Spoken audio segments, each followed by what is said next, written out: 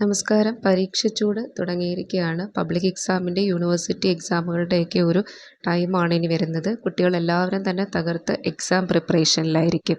അപ്പോൾ ഈ ഒരു ടൈം എന്ന് പറയുന്നത് കുട്ടികളെ പോലെ തന്നെ പേരൻസിനും വളരെ സ്ട്രെസ്സും ടെൻഷനും ഒക്കെ ഉള്ളൊരു ടൈമാണ്.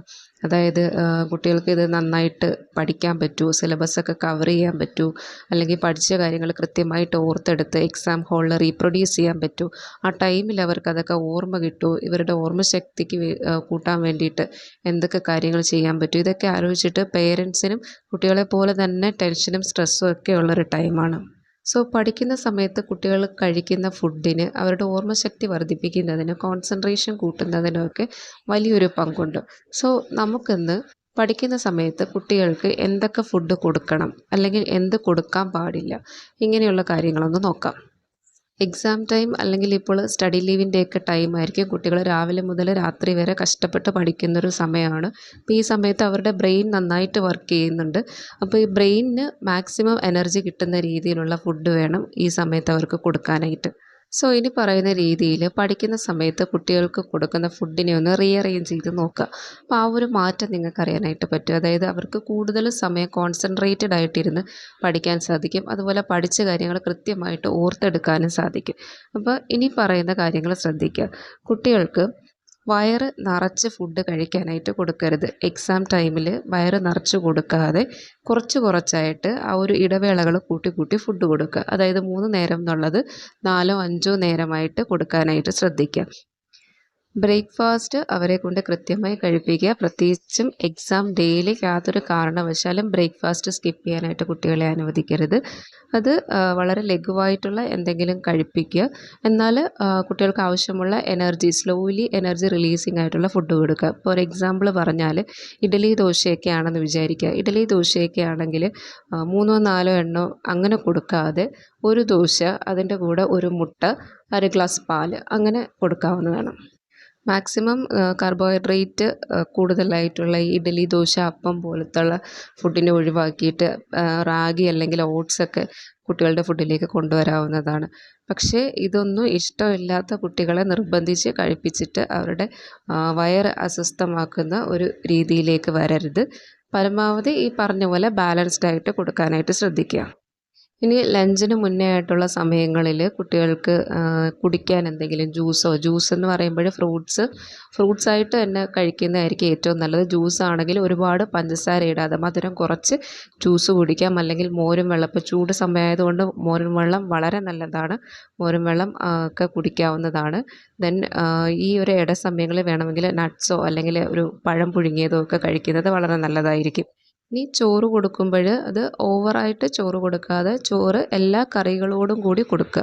അതിൻ്റെ കൂടെ പ്രോട്ടീൻസും കൂടെ ഇൻക്ലൂഡ് ചെയ്യാനായിട്ട് ശ്രമിക്കുക. പ്രോട്ടീൻസ് എന്ന് പറയുമ്പോൾ മീൻ, ഇറച്ചി, അല്ലെങ്കിൽ എന്തെങ്കിലും പയറുവർഗ്ഗം കൊണ്ടുള്ള കറികൾ, അതും കൂടെ ഉൾപ്പെടുത്തി ചോറ് കൊടുക്കാവുന്നതാണ്.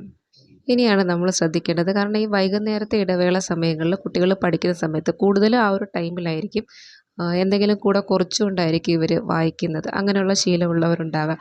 ചിലർ രാവിലെ മുതൽ തന്നെ അടുത്തൊരു ചിപ്സിൻ്റെ പാക്കറ്റോ അല്ലെങ്കിൽ ബിസ്ക്കറ്റിൻ്റെ പാക്കറ്റോ ഉണ്ടായിരിക്കും. അതിൽ നിന്ന് ഇത് കുറച്ചുകൊണ്ടായിരിക്കും വായിക്കുന്നത്. പക്ഷേ ഈ ചിപ്സ് പോലുള്ള ഫ്രൈഡ് ഐറ്റംസ് ഉപ്പ് ഒരുപാട് ചേർന്ന് വരുന്ന ഫുഡ് ഐറ്റംസാണ്. അപ്പോൾ ഇത് കഴിക്കുന്നത് വഴി കുട്ടികളുടെ ശരീരത്തിലെ കോശങ്ങൾക്ക് ആവശ്യമില്ലാത്തൊരു ഓവറായിട്ടൊരു സ്ട്രെസ്സ് ക്രിയേറ്റ് ആവുകയും ഈ കുട്ടികൾക്ക് പതിയെ ക്ഷീണമുണ്ടാവുകയും അവർക്ക് ഉറക്കം വരാനുള്ള സാധ്യതയും കൂടുതലാണ്.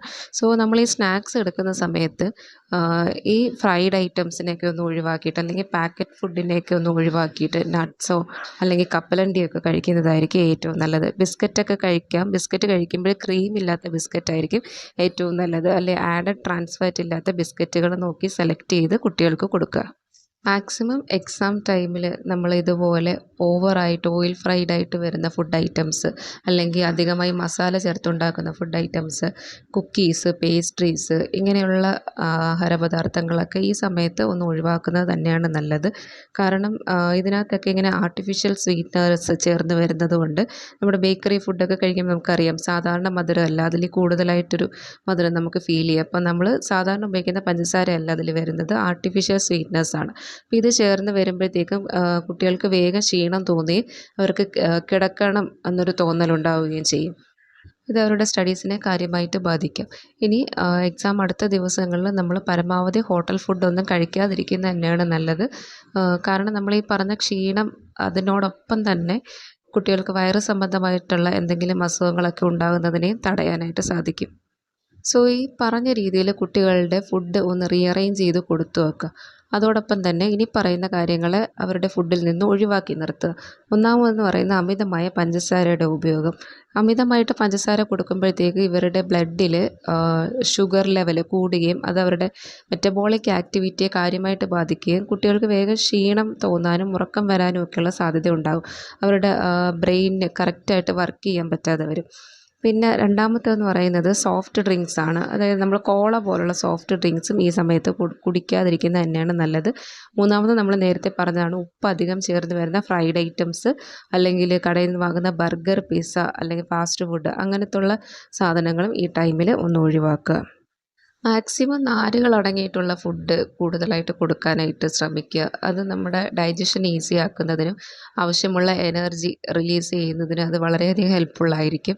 അതുപോലെ തന്നെ വെള്ളം കുടിക്കുക. ചൂട് സമയവും കൂടിയാണ് നിർജ്ജലീകരണം ഉണ്ടാകാനുള്ള സാധ്യത കൂടുതലാണ്. അപ്പോൾ ഈ നിർജ്ജലീകരണം ഉണ്ടാകുന്ന സമയത്ത് കുട്ടികളുടെ കോൺസെൻട്രേഷൻ നഷ്ടപ്പെടാനും മെമ്മറി കറക്റ്റായിട്ട് വർക്ക് ചെയ്യാതിരിക്കാനും ഒക്കെയുള്ള സാധ്യതയുണ്ട്. അപ്പോൾ ആ ഒരു സാധ്യത ഒഴിവാക്കുന്നതിന് വേണ്ടിയിട്ട് വെള്ളം കുടിക്കുക ധാരാളം. ഇനി വളരെ ഇമ്പോർട്ടൻ്റ് ആയിട്ടുള്ള മറ്റൊരു കാര്യം കൂടിയുണ്ട്. 6 to 7 അവർ സ്ലീപ്പ്.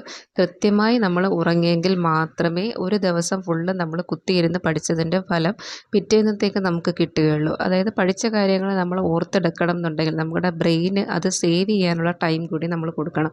അത് നമ്മൾ ഉറങ്ങുന്ന സമയമാണ്. അപ്പോൾ കൃത്യമായിട്ട് ഉറങ്ങാനും ശ്രദ്ധിക്കണം.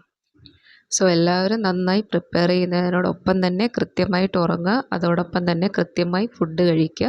ഫുഡിൽ നമ്മൾ പറഞ്ഞ പോലത്തെ കാര്യങ്ങളും കൂടെയൊക്കെ ഒന്ന് ശ്രദ്ധിക്കുക.